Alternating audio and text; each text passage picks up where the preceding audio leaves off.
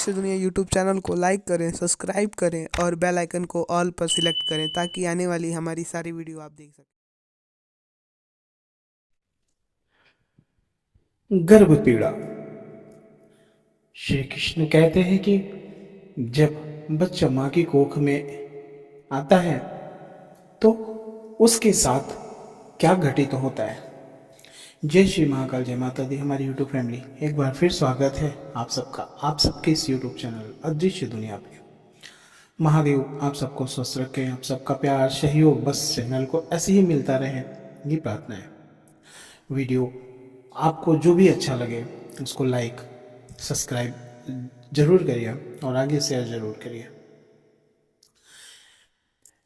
कहते हैं कि घर में बच्चे को लेकर धर्म ग्रंथों में लिखी ऐसी बातें कही हैं कि अगर आप सुन लेंगे तो कई दिनों तक आपको ये बातें विचलित कर देती हैं। आपको नींद नहीं आएगी।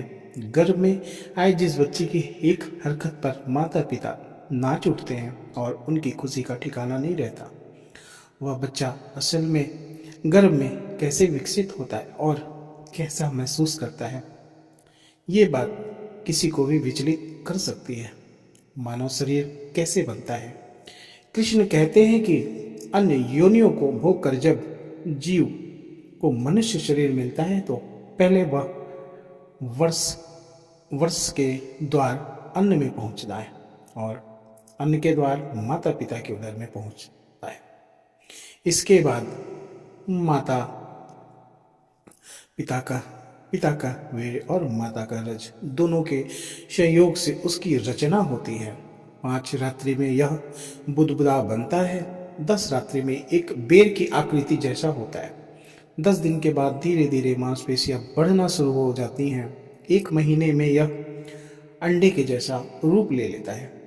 उसके बाद उसकी सिर की आकृति बनती है। 2 महीने के बाद हाथ पांव के अंग बनना शुरू होते हैं। कहते हैं तीसरे महीने में नख, रोम, त्वचा, हड्डी और स्त्री पुरुष का चिन्ह बन जाता है। यानी गर्भावस्था शिशु बालक है या बालिका। 4 महीने में मांस आदि धातुएं, नस, नाड़ी और शरीर में रक्त संचालन प्रारंभ हो जाता है।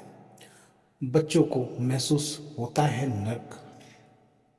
कहते हैं कि गर्भ में बच्चा जब 5वें महीने में प्रवेश करता है तो उसकी चेतना जागृत होने लगती है। उसे भूख प्यास लगने लगती है। उससे समझ में आने लगता है कि भारी नर्क में माता का गर्भ भारी नर्क है। कहते हैं कि 6ठे महीने में उसे इतना कष्ट होता है कि वह त्राहिमाम बोल देता है। झिल्ली से लिपटा हुआ माँ के दाहिने कोख में बच्चा रहता है, वहीं आसपास मलाशय और मलमूत्र है। उस समय माता को खट्टे नमकीन चटपटे वस्तुएं पाने की लालसा होती है। यह सब चीजें पेट में पहुंचकर उसके शरीर को जलाती हैं, ताप पैदा करती हैं, माता के स्वाद पहुंचाते हैं भीषण कष्ट।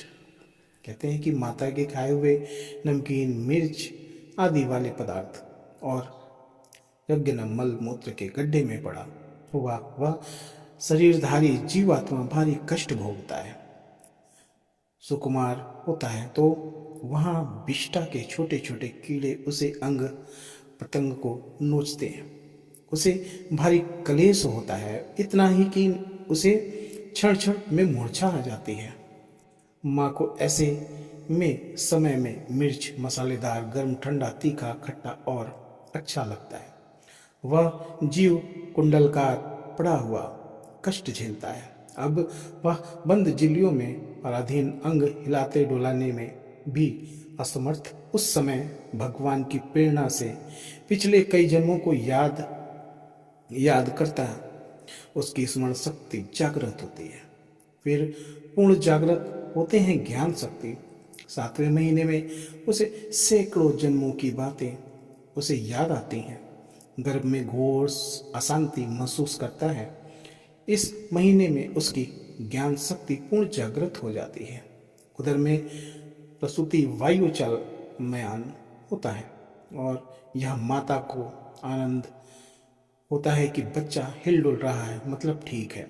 जबकि शिशु भारी भारी लंबी सांसें लेते हुए भारी पीड़ा, भारी कष्ट में सिर्फ नाभि में लगी जीवन शक्ति के द्वारा जी रहा है, सांस नहीं ले सकता, जबकि उसकी जीवनी शक्ति पूरी तरह जागृत हो चुकी है।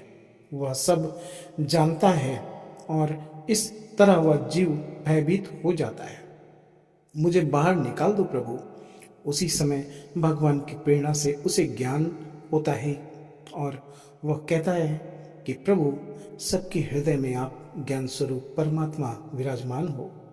मैं जीवन गर्भ जनती बंधन को प्राप्त हो गया हूँ, गर्भ के ताप और कष्ट को झेल रहा हूँ। मैं देहधारी जीव माता के उदर में मलमूत्र के गड्ढे में पड़ा हुआ। मुझे जठराग्नि चला रही है, कीड़े नोच रहे हैं। दुर्गंध युक्त इस जगह से निकालने की इच्छा करते हुए दिन और 1 मिनट गिन रहा हूँ कि कब यहाँ से बाहर निकलूँ। प्रभु, मेरी प्रार्थना है कि बस इस बार यहाँ से बाहर निकाल दो। 8वें और 9वें महीने में भारी विचलित वह जीव प्रार्थना कर ही रहा था कि प्रसव वायु उसे धक्का देते हैं और वह माँ के द्वार से बाहर आ जाता है। लेकिन उसे ही जैसे ही बच्चा पैदा होता है, उसका ज्ञान अपहरण हो जाता है। वह सोचता है कि ये कहाँ आ गया, जो ज्ञान था वो कहाँ गया, भगवान कहाँ गए। और वह बच्चा रो रहा है, लेकिन फिर प्रपंच शुरू और फिर वही बच्चा, जवान, ब्याह, परिवार, बुढ़ापा और फिर गर्भ कष्ट, जन्म, वही प्रक्रिया। देख लीजिए प्रभु, इसी गर्भ में रहकर आप हम सभी इन्हीं द्वारों से निकले और फिर इन्हीं द्वारों में आसक्त होकर फिर इन्हीं द्वारों में जाने का विधान बना रहे हैं। इसीलिए कहते हैं कि भगवान भगवत शरण लेकर गुरु दीक्षित होकर इस जीवन में चाहे जैसे बन पड़े भगवान की साधना, आराधना, नाम जाप कीजिए, बुद्धि शुद्धि करें और इस चक्र से मुक्ति मिले। बड़े बड़े तपस्वी, ज्ञानी, संत, महात्मा, हमारे गुरुजन अक्सर ये ज्ञान की बातें दे जाते हैं कि इस जीवन चक्र से अगर कोई मुक्ति दिला सकता है तो वो है भगवान और श्रीहरि।